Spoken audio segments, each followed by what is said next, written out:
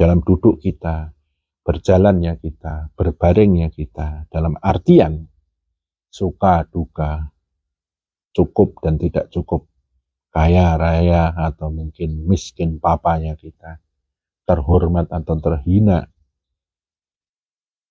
mau dikatakan sebagai orang pinter ataukah orang bodoh, orang hebat atau orang yang lemah, itu kita tetap bersyahadat apa enggak? Kalau enggak bersyahadat, ya itu lepas. Berarti kita kufur pelakunya.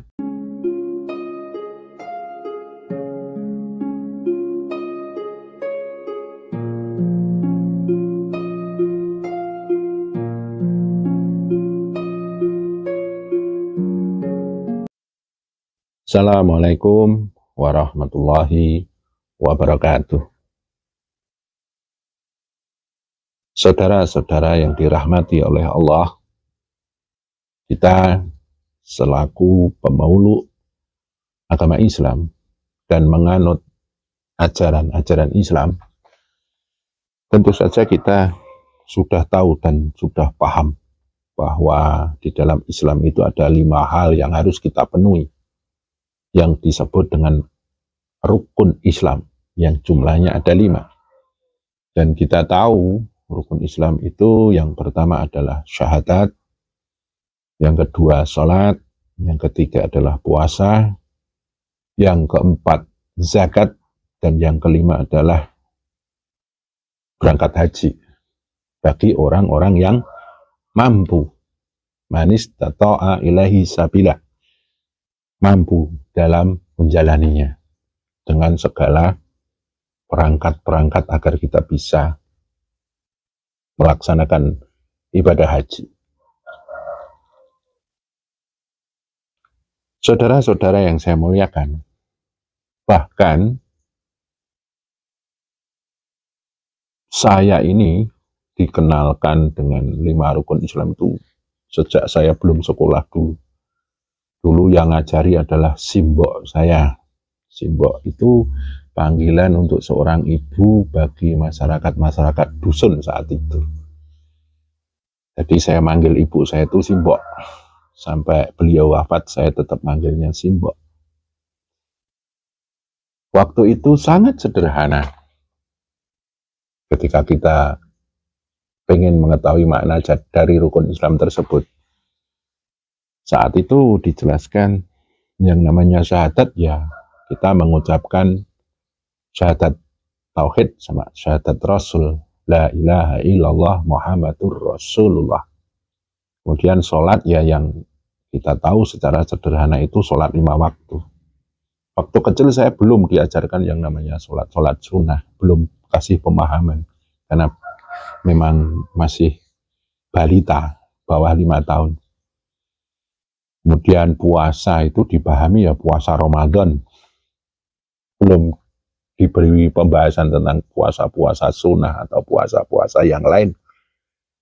Kemudian zakat itu ya waktu lebaran. Habis Ramadan kita bayar zakat, namanya zakat fitrah, 2,5 kilo beras. Dan yang terakhir, kalau kita punya rezeki berangkat haji. Sangat sederhana saat itu. Saya diberi pemahaman oleh ibu saya, simbok saya. Dan memang tidak kita pungkiri, banyak orang Islam yang memahami Islam sampai sekarang, sampai di usia yang sudah banyak, itu memahami rukun Islam ya sesederhana itu. Makanya mungkin saya agak sekarang ini akan memberi satu pembahasan yang lebih dalam dari makna-makna sederhana tersebut. Di dalam ilmu tasawuf, bil khusus ilmu tarekah, ada satu pemahaman bahwa ketika kita sudah menjalankan syariat dalam 5 rukun Islam tersebut, kita harus mentarekatkan diri dengan 5 hal tersebut. Disebut kita sudah bertarekat dengan rukun Islam tersebut ketika kita sudah mengaplikasikan 5 hal tersebut, yaitu syahadat, sholat, puasa, zakat, dan haji itu dalam kehidupan sehari-hari, dalam menjalani hidup dan kehidupan kita. Aplikasi dalam kehidupan sehari-hari atas makna yang ada di dalam 5 hal tersebut, itulah yang disebut mentorikotkan diri dengan rukun Islam tersebut. Dan saya akan mencoba membahas satu persatu dengan sederhana, agar kita tidak terjebak dalam kerumitan, kepelikan, kok malah rumit ya. Saya akan berusaha dengan sederhana bagaimana mengaplikasikan rukun Islam tersebut dalam kehidupan sehari-hari. Yang pertama adalah syahadat. Syahadat itu bunyinya syahadat tauhid, la ilaha illallah.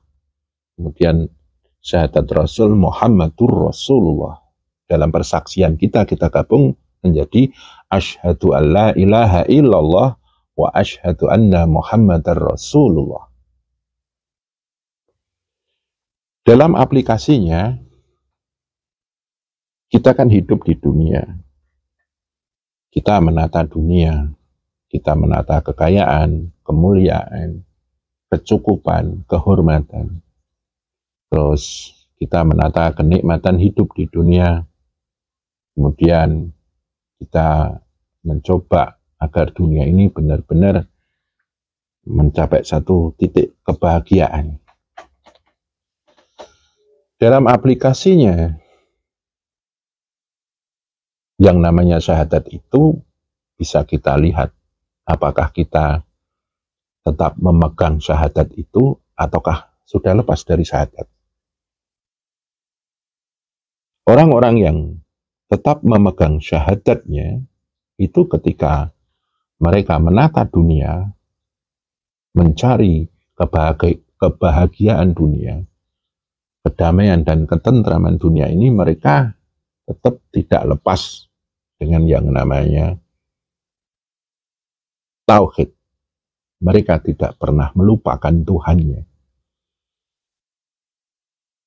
Orang-orang yang di dunia ini mencari penghidupan dunia, menata kehidupan dunia, karena sibuknya dengan dunia, mereka lepas dan berpaling dengan Tuhan, itu sama saja mereka kehilangan syahadatnya. Inti dari syahadat dalam aplikasi di dalam hidup dan kehidupan kita adalah apakah engkau tetap bertauhid ataukah engkau lepas dengan Tuhan. Ya memang tidak bisa kita pungkiri, kadang kita karena sibuknya dengan hal-hal dunia, kita sering lepas kesadaran diri kita dengan Tuhan. Kemudian situasi dan kondisi dunia ini, saking bahagianya dengan dunia, kita sering lupa dengan Tuhan, terlena dengan kebahagiaan dunia. Dan banyak sekali juga karena beban dunia, karena begitu sulitnya dia menata dunia, banyaknya hal-hal yang membuat dirinya terbebani, terhimpit. Tak jarang karena beban hidup yang begitu berat, mereka lepas dengan syahadatnya, lupa dengan Tuhan. Orang-orang yang lepas dari kesadaran Tuhan, inilah dalam aplikasi hidup dan kehidupannya mereka lepas dengan syahadat. Makanya di situ dikatakan rukun Islam yang pertama yaitu syahadat. Rukun keselamatan yang pertama adalah engkau tetap bersyahadat, bertauhid, sadar Tuhan. Dari hal tersebut mungkin kita perlu muhasabah. Apakah kekayaan kita, kemuliaan kita, kenikmatan atau kepahitan hidup kita, kemudian kepandaian kita, kehebatan kita, atau mungkin ketidakberdayaan kita, itu melepaskan diri kita dengan Allah atau enggak. Kalau lepas, yaitu berarti kita tidak bertarekoh, dalam syahadat kita. Thariqah dalam artian syahadat adalah dalam kehidupan ini, di dalam duduk kita, berjalannya kita, berbaringnya kita, dalam artian suka, duka, cukup dan tidak cukup, kaya, raya, atau mungkin miskin papanya kita, terhormat atau terhina, mau dikatakan sebagai orang pinter ataukah orang bodoh, orang hebat atau orang yang lemah, itu kita tetap bersyahadat apa enggak? Kalau enggak bersyahadat, ya itu lepas. Berarti kita kufur, pelakunya kafir. Kalau kita tetap bersyahadat, berarti kita tetap memegang rukun Islam yang pertama, yaitu syahadat itu tadi. Kemudian yang kedua adalah sholat. Hakikat sholat itu adalah persujudan, ketundukan atas diri kita kepada Allah. Kita sadar bahwa kita adalah seorang hamba dan Allah itulah yang maha segalanya. Sholat sebagai satu tanda kesujudan, ketundukan, dan penghambaan kita kepada Allah. Dan ini perlu kita aplikasikan dalam kehidupan sehari-hari. Aplikasinya adalah hidup ini tidak selamanya manis, kadang pahit. Hidup kadang tidak selamanya mujur, tapi kadang malang. Kita di dunia ini banyak berusaha ini, itu. Endingnya, akhiratnya, atau titik akhirnya, itu akan melahirkan satu keadaan yang disebut nasib, yang disebut dengan takdir, kadar apa yang harus kita dapatkan dari Allah, kadar dari usaha kita, doa kita, kekuatan, kedisiplinan kita, dan lain sebagainya. Itu akan menciptakan satu kadar keadaan yang harus kita terima. Ketika kita menghadapi satu keadaan takdir atau nasib itu, kita ridho atau enggak? Kita tunduk dan sujud enggak dengan Allah? Kalau kita tetap tunduk dan sujud, itu berarti kita masih memegang hakikat sholat. Orang yang di dalam hidupnya selalu berontak, tidak terima dengan Allah, bahkan menuntut, ya Allah, kenapa harus seperti ini? Kemudian kita durhaka kepada Allah. Itu berarti kita lepas dari hakikat sholat. Yang namanya orang berthariqah, nilai-nilai sholat itu dia bawa dalam kehidupan sehari-hari, bahwa dia tunduk dengan Allah yang menata semesta alam ini, yang disebut tauhid rububiyah. Allah yang maha menentukan, tauhid mulukiyah, dan Allah yang disujudi oleh apa yang ada di alam semesta ini dengan segala isinya.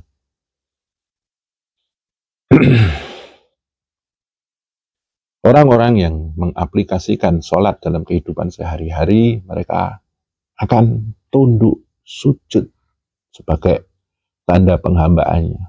Mereka ridho atas apa yang telah ditentukan oleh Allah, penataan yang dilakukan oleh Allah. Mereka tetap tunduk dan tunduk. Dan mereka tetap puja-puji pada Allah. Itulah hakikat sholat dalam kehidupan sehari-hari. Selanjutnya, aplikasi puasa dalam kehidupan sehari-hari. Inti puasa itu adalah pengendalian. Di dalam puasa kita diajari mencegah makan dan minum dalam beberapa saat. Itu akan membentuk satu titik pengendalian. Orang-orang yang berthariqah itu mengaplikasikan nilai-nilai puasa dalam kehidupan sehari-hari itu, mereka tidak melampaui batas. Mereka dalam titik kendali tertentu. Mereka mengendalikan nafsunya, mengendalikan pikirannya, mengendalikan kemauan, keinginan, kebutuhan, mengendalikan angan-angan, mengendalikan perbuatan, tingkah laku, perbuatan ini, baik perbuatan indera, yaitu mengendalikan ucapannya, pendengarannya, penglihatannya, penciumannya, angan-angannya, mereka semuanya kendalikan. Dari ajaran puasa ini, kita bisa mawas diri. Kita ini termasuk orang yang bisa mengendalikan diri atau enggak? Ataukah kita sembarangan? Ajaran dari puasa ini mengajarkan kepada kita selaku umat Islam agar jangan hidup sembarangan, jangan hidup sembarangan. Tetaplah dalam kendali, tetaplah dalam penataan, tetaplah dalam keterarahan. Karena kalau kita hidup tidak dalam pengendalian diri, sembarangan, semau-mau gue, itu sama saja kita merusak diri. Sama saja kita menjerumuskan diri ini dalam lubang yang namanya lubang duka. Ajaran puasa dalam kehidupan sehari-hari ini akan menyelamatkan diri kita. Kalau kita hidup itu benar-benar dalam pengendalian yang penuh, ketertataan yang bagus, yang maksimal, insya Allah kita akan terselamatkan. Makanya puasa ini juga disebut sebagai rukun Islam. Salah satu syarat kita selamat dalam hidup dan kehidupan fitini wa dunya wal akhirah.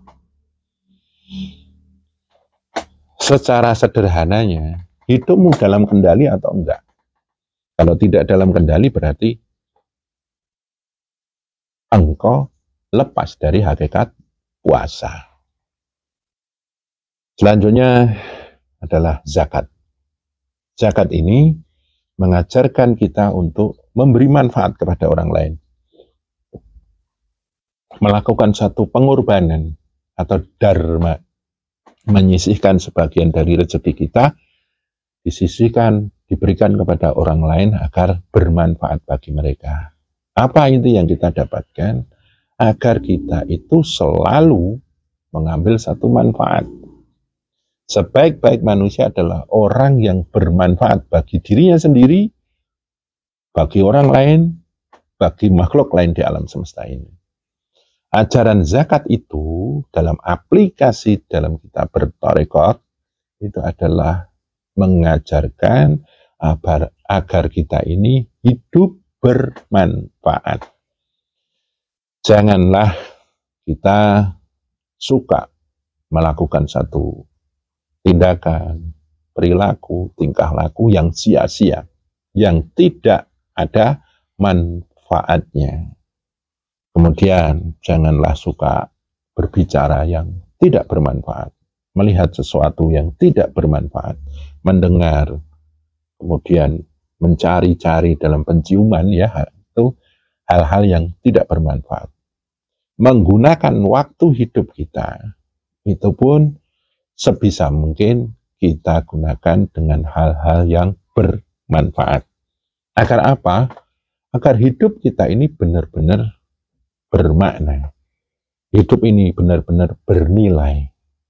Kalau kita sering melakukan satu tingkah laku, perilaku, perbuatan, ucapan, dan lain sebagainya, unsur-unsur diri kita ini kita arahkan kepada hal-hal yang sia-sia, buang-buang waktu, tidak bermanfaat, itu sama saja kita menjerumuskan diri pada yang namanya dosa atau duka. Nah, di situ makanya zakat ini pun juga disebut sebagai salah satu rukun Islam, rukun keselamatan. Koridor sederhananya, seberapa besar engkau memberi manfaat dalam hidup dan kehidupanmu. Apabila engkau gunakan dengan hal yang bermanfaat, maka engkau akan menemukan manfaat dalam hidupmu.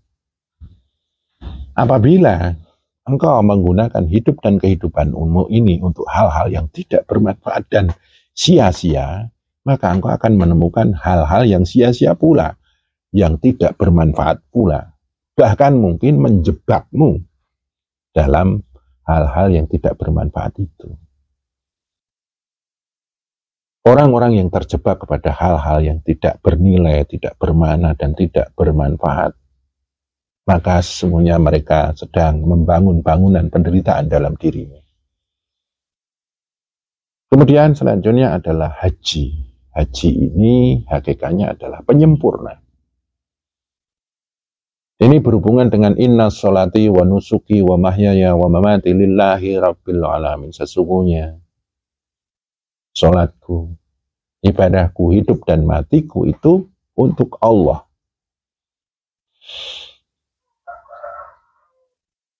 Hakikat atau nilai yang kita ambil di dalam haji atau hajjul bait ini adalah bagaimana dalam setiap tarikan dan hembusan nafasmu, setiap detak jantungmu, denyut nadimu, peredaran darahmu, di dalam engkau menggunakan kesempatan dalam dimensi ruang dan waktu, menggunakan waktumu itu dari waktu ke waktu untuk menyempurnakan hubungan dengan Allah, maka disitulah engkau mengambil nilai-nilai dari haji itu. Dari hari ke hari, bulan ke bulan, tahun ke tahun, umur kita itu bertambah. Dan lama-lama jatah umur kita itu habis. Dari perjalanan umur tersebut, itu kita menjadi satu proses menyempurnakan hubungan kita dengan Allah, ataukah justru menjauh? Kalau dari lahir sampai dia mati justru mencapai titik terjauh dengan Tuhan, itulah orang yang belum bisa mengambil hakikat atau bertarekah dengan haji. Orang yang mengambil makna dan nilai haji ini, setiap umur yang dia ambil dalam hidup dan kehidupannya di dunia ini, sekarang dibanding yang kemarin lebih baik, dan besok lebih baik dari sekarang. Sekarang lebih dekat daripada yang kemarin, besok lebih dekat dibanding dengan yang sekarang. Makanya nanti di titik akhir kita menghadapi kematian, itu di titik paling sempurna hubungan kita dengan Allah. Itulah yang disebut dengan bertarekoh dengan nilai-nilai haji. Logika sederhananya adalah dalam hidupmu itu semakin lama engkau semakin sempurna berhubungan dengan Tuhanmu, ataukah justru engkau semakin lupa, semakin jauh, semakin tidak sempurna hubunganmu dengan Allah.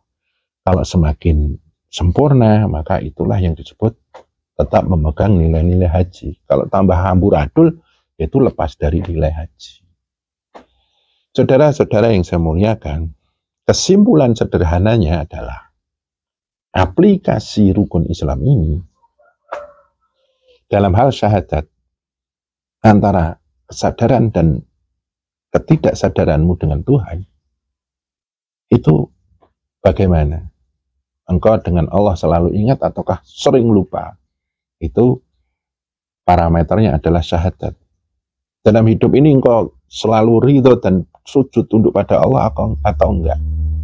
Ini parameter sholat.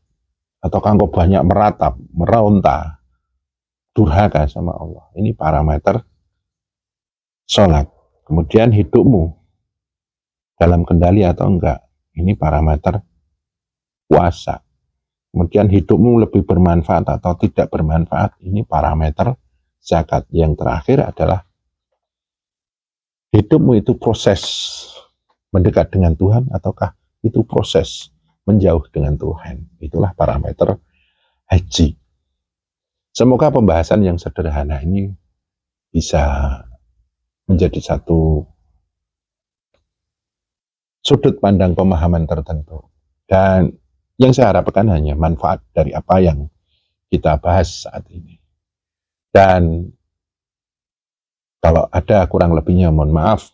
Billahi taufiq wal hidayah. Assalamualaikum warahmatullahi wabarakatuh.